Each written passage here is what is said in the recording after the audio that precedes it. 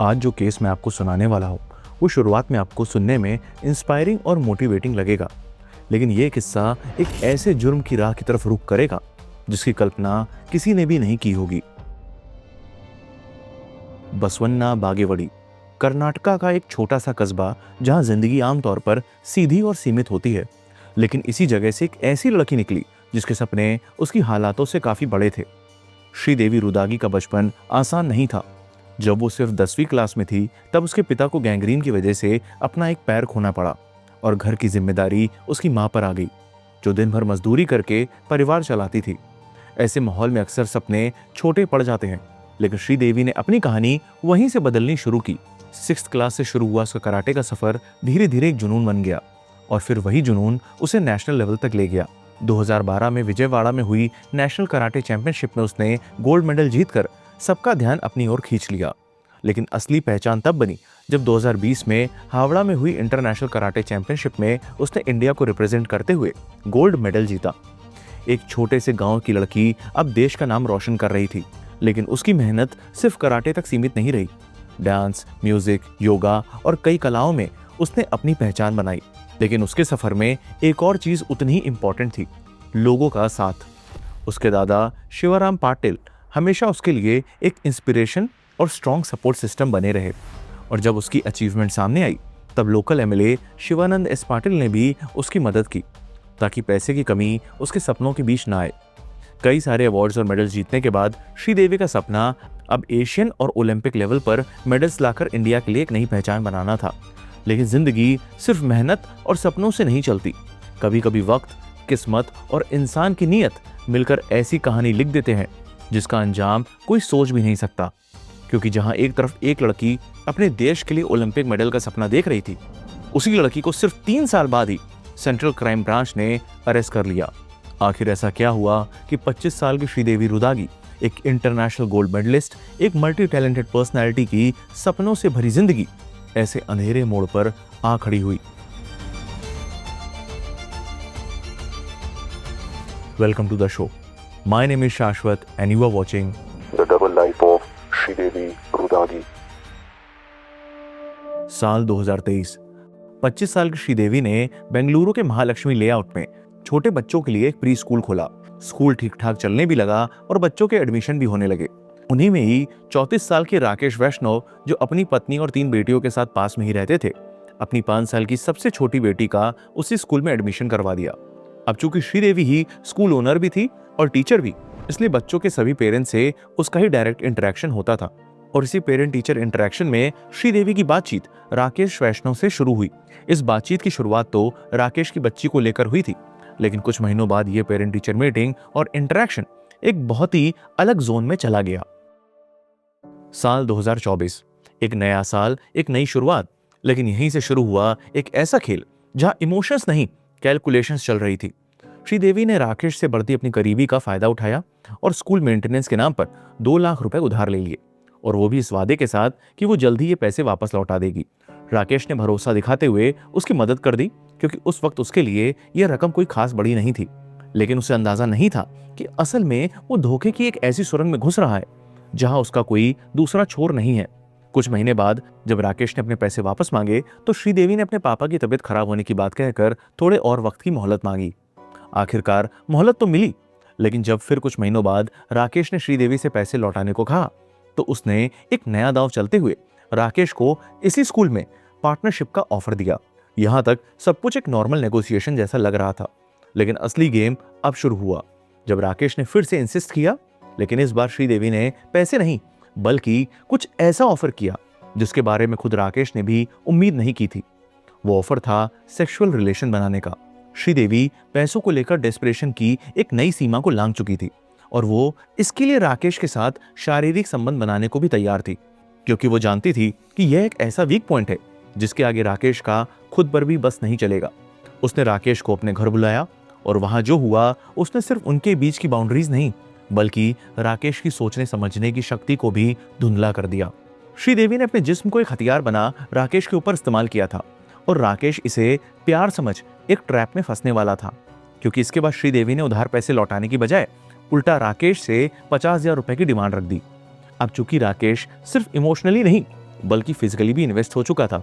इसलिए अब इस शुरुआती छोटी सी मांग को पूरा करने में वो मुकर नहीं पाया। राकेश का श्रीदेवी के लिए ऑब्सेशन बढ़ रहा था और अब वो हर पल श्रीदेवी से जुड़ा रहना चाहता था। इसलिए उसने श्रीदेवी और खुद के लिए 2 नए फोन्स और नए सिम कार्ड खरीदे और दोनों के बीच व्हाट्सएप और वीडियो कॉल्स पर बातचीत शुरू हुई। श्रीदेवी की कोशिश रहती थी कि बातों का डिस्कशन या तो पैसों और बिजनेस को लेकर हो या फिर सेक्सुअल डिजायर्स और फैंटेसीज का।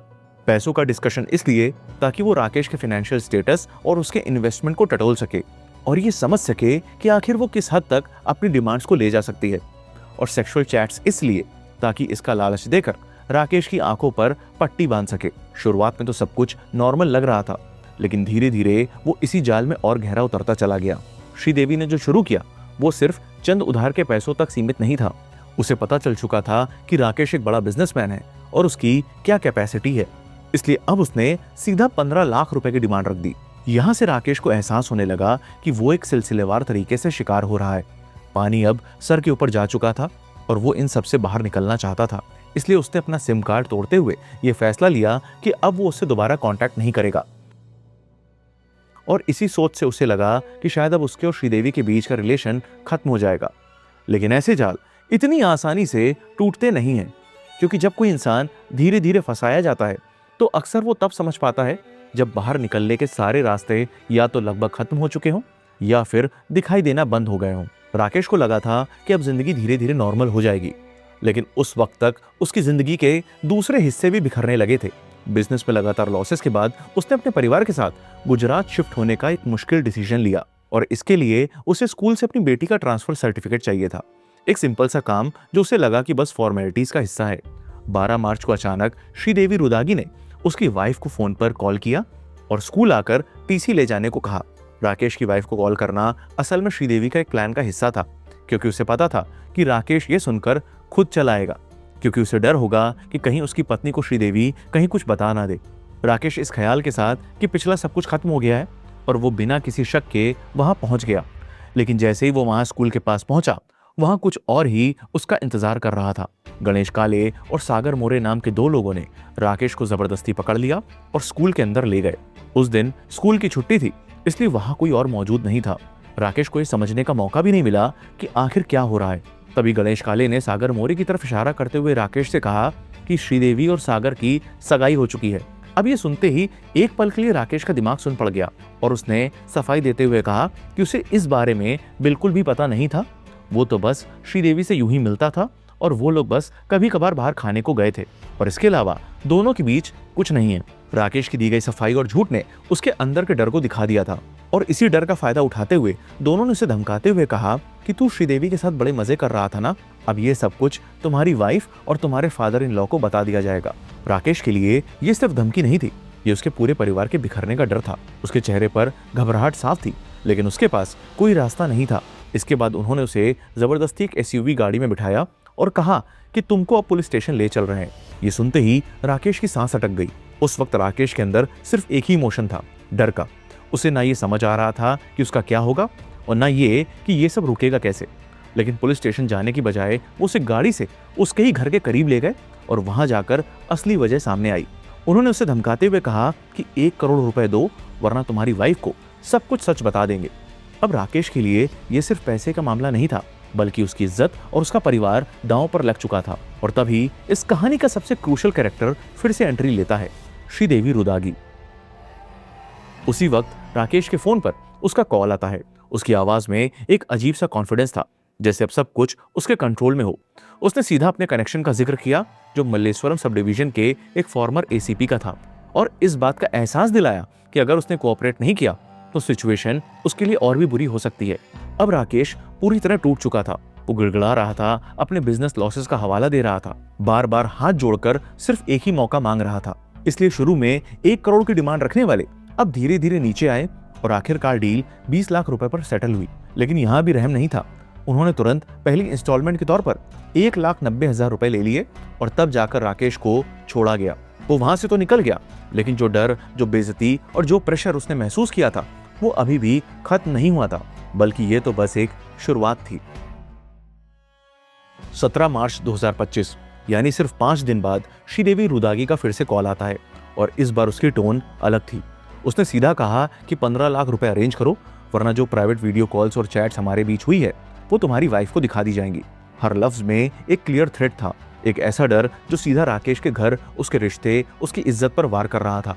हैरानी इस बात की भी थी कि श्रीदेवी ने सिर्फ डिमांड नहीं रखी, बल्कि उसने पूरा ब्रेकडाउन भी दिया। 5 लाख उन्हीं फॉर्मर एसीपी के लिए, 1 लाख सागर के लिए, 1 लाख गणेश के लिए और बाकी 8 लाख खुद के लिए। असल में यह एक वेल स्ट्रक्चर्ड एक्सटॉर्शन प्लान था, जहां फोन के उस पार श्रीदेवी बार बार उसे याद दिलाती रही कि पेमेंट करो, वरना तुम्हारी वीडियोस बाहर आएंगी और तुम बर्बाद हो जाओगे। राकेश के लिए अब हर रिंगटोन एक नाइटमेयर बन चुकी थी और हर कॉल एक नई धमकी और हर दिन एक नई बेचैनी। आखिरकार जब सारी हदें पार हो गई तो उसने बेंगलुरु के सेंट्रल क्राइम ब्रांच से कांटेक्ट किया और पूरी कहानी उनके सामने रख दी। पुलिस ने तुरंत एक्शन लिया और इन्वेस्टिगेशन में सबसे पहले एक बड़ी बात क्लियर हो गई कि जिस फॉर्मर एसीपी कनेक्शन का नाम लेकर राकेश को डराया जा रहा था, उनका इस पूरे कनेक्शन से कोई लेना देना नहीं था। वो सिर्फ उन अपराधियों का एक झांसा था, एक साइकोलॉजिकल प्रेशर क्रिएट करने का तरीका था। पुलिस ने बिना देरी किए श्रीदेवी रुदागी, सागर मोरे और गणेश काले को अरेस्ट कर लिया और तीनों को 14 दिन की जुडिशियल कस्टडी में भेज दिया गया। लेकिन ऐसे केसेस में एक चीज बार बार देखने को मिलती है और पिछले कई हाई प्रोफाइल एक्सटॉर्शन और हनी ट्रैप केसेस में यह डिबेट उठ चुकी है कि लॉ के कुछ प्रोविजंस कभी-कभी एक्यूज्ड के लिए टैक्टिकल एडवांटेज बन जाते हैं। गणेश काले और सागर मोरे के लिए बेल लेना आसान नहीं होगा, क्योंकि किडनैपिंग फॉर रैंसम और एक्सटॉर्शन जैसे ऑफेंसेस काफी सीरियस माने जाते हैं। ये नॉन बेलेबल और कॉग्निजेबल ऑफेंसेस हैं और बीएनएस के तहत अगर ऑफेंसेस उम्र कैद या डेथ पेनल्टी कैटेगरी में आते हो तो कोर्ट्स जनरली बेल देने में काफी स्ट्रिक्ट अप्रोच रखते हैं। लेकिन यहीं पर कई लीगल एक्सपर्ट्स एक और एंगल की तरफ इशारा करते हैं जो पहले भी सिमिलर केसेस में देखा गया है। बीएनएस के सेक्शन 480 में जो नॉन बेलेबल ऑफेंसेस में बेल से रिलेटेड है, एक प्रोविजन दिया गया है जिसे कॉमनली जेंडर एक्सेप्शन के नाम से डिस्कस किया जाता है। इस प्रोविजन के अंदर कोर्ट को यह डिस्क्रिप्शन दिया गया है कि अगर एक्यूज्ड एक वुमेन या चाइल्ड या सिक और इन्फर्म कंडीशन में हो तो सीवियर ऑफेंसेस में भी बेल कंसीडर की जा सकती है। इसलिए ये प्रोविजन काफी फ्रस्ट्रेटिंग सिचुएशन क्रिएट करता है, जहां ऐसे केसेस में इन्वॉल्व महिला सीरियस एलिगेशन के बावजूद इस प्रोविजन का इनडायरेक्ट लीगल एडवांटेज लेकर बेल पर रिहा हो जाती हैं। अब कोर्ट रूम की लड़ाई सिर्फ एविडेंस की नहीं होती, बल्कि नैरेटिव की भी होती है और ऐसे हाई प्रोफाइल एक्सटॉर्शन या हनी ट्रैप केसेस में अक्सर डिफेंस साइड बचाव करने की बजाय कंप्लेनेंट की क्रेडिबिलिटी पर ही अटैक करना शुरू कर देती है। डिफेंस इसे एक कंसेंशुअल रिलेशनशिप दिखाकर एक्सटॉर्शन में दिए गए पैसों को विलिंगली दिए गए गिफ्ट्स, हेल्प या इन्वेस्टमेंट के रूप में दिखाती है और फिर नैरेटिव को उल्टा घुमा दिया जाता है। कोर्ट में यह तक कह दिया जाता है कि रिलेशनशिप सीक्रेट था, इसलिए तब तक ठीक था, लेकिन जैसे ही वाइफ को पता चला तो कवर स्टोरी के लिए कंप्लेनेंट ने उसी रिलेशनशिप को एक्सटॉर्शन का नाम देना शुरू कर दिया। यही वजह है कि ऐसे केसेस में investigating agencies digital chats, call records, transaction trades और थ्रेट्स के कंक्रीट एविडेंस पर इतना जोर देती है, क्योंकि कोर्ट रूम में सिर्फ एलिगेशंस नहीं, इंटेंट और कोअर्जन प्रूफ करना पड़ता है। और सच ये है कि इसी जगह पर ऐसे केसेस सबसे ज्यादा कॉम्प्लिकेटेड हो जाते हैं, क्योंकि कोर्ट रूम में हर साइड अपनी एक अलग कहानी सुना रहा होता है। ऐसे हनी ट्रैप और सेक्सटॉर्शन केसेस में असली वेपन प्राइवेट फोटोज या वीडियोस नहीं होते, बल्कि विक्टिम का डर होता है, सोसाइटी का डर, फैमिली टूटने का डर, इज्जत खत्म होने का डर। श्रीदेवी रुदागी को पता था कि राकेश एक शादीशुदा बिजनेसमैन है। यहाँ सिर्फ उसके पैसे टारगेट नहीं किए जा रहे थे, बल्कि उसकी रेपुटेशन को हॉस्टेज बनाया जा रहा था। जब ये कहानी शुरू हुई तो श्रीदेवी एक ऐसी लड़की थी जिसे देखकर लगता था कि मेहनत से सब कुछ हासिल किया जा सकता है। एक इंटरनेशनल गोल्ड मेडलिस्ट, एक teacher, but ambition without moral compass is dangerous. Sridevi ने अपने उसी दिमाग और डिसिप्लिन को एक ऐसी साजिश में लगा दिया जिसने उसकी पूरी जिंदगी तबाह कर दी।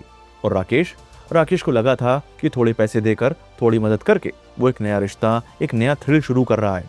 लेकिन सच तो यह है कि हनी ट्रैप में फंसने वाला इंसान तब तक शिकार बनता रहता है जब तक वो अपने डर से बड़ा कदम नहीं उठाता। एक्सटॉर्शन करने वाले आपसे सिर्फ पैसे नहीं मांगते, वो आपकी इज्जत, आपका परिवार और आपकी मानसिक शांति को गिरवी रख लेते हैं। इस केसेस में सबसे बड़ी सीख यही मिलती है कि जब प्रोफेशनल और पर्सनल बाउंड्रीज धुंधली होने लगे तब वहीं रुक जाइए, क्योंकि एक बार आपने डर के आगे घुटने टेक दिए तो सामने वाला आपकी पूरी जिंदगी का सौदा कर लेगा। अगर आप क्राइम केसेस ऑडियो फॉर्म में सुनना पसंद करते हैं तो आप Spotify पर हमारे पॉडकास्ट को सुन सकते हैं, जिसका लिंक डिस्क्रिप्शन में दिया हुआ है। और ढेर सारा प्यार और सपोर्ट देने के लिए दिल से थैंक यू।